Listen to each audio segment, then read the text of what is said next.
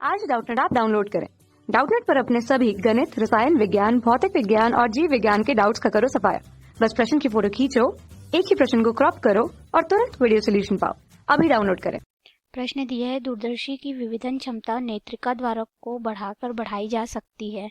तो इस प्रश्न में हमसे ये पूछा जा रहा है कि यह कथन सत्य है कि असत्य है। तो आइए हम लोग इसका उत्तर देख लेते हैं। अगर हम लोग इसके उत्तर की बात करें तो यह कथन बिल्कुल भी असत्य है। ठीक है, यह कथन क्यों असत्य है, आइए हम लोग समझते हैं इस चित्र की सहायता से और विभेदन क्षमता के सूत्र से। देखिए, सबसे पहले हम लोग चित्र देख लेते हैं।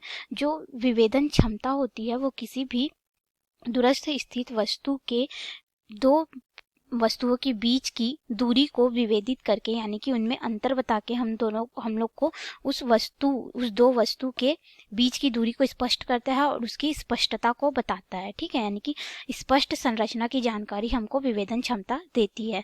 तो विभेदन क्षमता के लिए इस जो थीटा का मान है, ठीक है, यह थीटा का मान कम से कम होना चाहिए, तभी हमको विभेदन क्षमता अच्छी प्राप्त होती है। तो वह कैसे होती है, आइए हम लोग देख लेते हैं। ठीक है, हमारे पास विभेदन क्षमता का सूत्र होता है विभेदन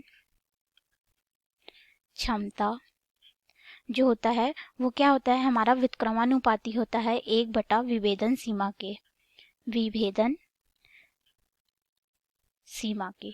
ठीक है, तो देखिए हम लोगों ने यहाँ पे देखा कि जो विभेदन क्षमता है वो विभेदन सीमा के व्युत्क्रमानुपाती है। ठीक है, तो यहाँ पे जो थीटा है, यह थीटा हमको बताता है कि दो वस्तुओं के बीच में कितने का अंतर है। ठीक है, यह कोड़ी हम लोग को एंगल जो है या कोण जो है वो हमको बताता है कि कितने की उसमें दूरी है। तो ये जितना कम से कम होगा, यानी कि हमारे जो थीटा का मान जो है जितना कम से कम होगा, हमारी विभेदन सीमा जो है उतनी ही अच्छी होगी। तो यह कैसे होगा, आइए हम लोग इसको देख लेते हैं। देखिए, हमारे पास थीटा का जो सूत्र होता है वो होता है 1.22 लैम्डा बटे डी। ठीक है, यहाँ पे जो लेमडा है वो तरंग दैर्ध्य है कि उस पिंड से टकराकर जो प्रकाश आ रही है उसकी तरंग दैर्ध्य कैसी है। ठीक है, या फिर दूरी के बारे में हमको बताता है। तरंग दैर्ध्य से हमको दूरी पता चलती है। और ये जो डी है ये हमको दिखाता है कि अभिदृश्यक के द्वारक का व्यास बताता है। ठीक है, क्या बताता है, अभिदृश्यक के द्वारक का व्यास हमको बताता है।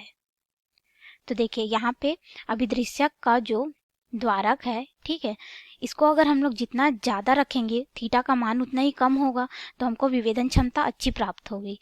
लेकिन अगर हम लोग यहाँ पे क्या बोल रहे हैं कि यह अभिदृश्यक के द्वारक का व्यास है और हमको यहाँ प्रश्न में क्या बोला गया है, नेत्रिका के द्वारक का, तो विभेदन क्षमता का नेत्रिका के द्वारक से कोई संबंध नहीं, इसीलिए यह कथन जो है वो असत्य है।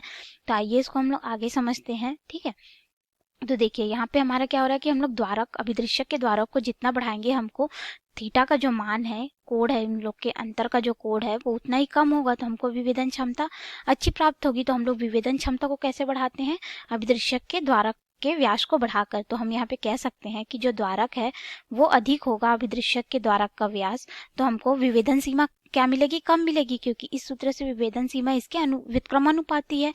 तो उससे क्या हो जाएगा, हमारा जो विभेदन सीमा है, विभेदन सीमा, ये हमको क्या मिलेगा, कम से कम, मतलब कि जो विभेदन सीमा है वो हमारी कम हो जाएगी। ठीक है, विभेदन सीमा कम हो जाएगी तो हमारी विभेदन क्षमता क्या हो जाएगी, बढ़ जाएगी।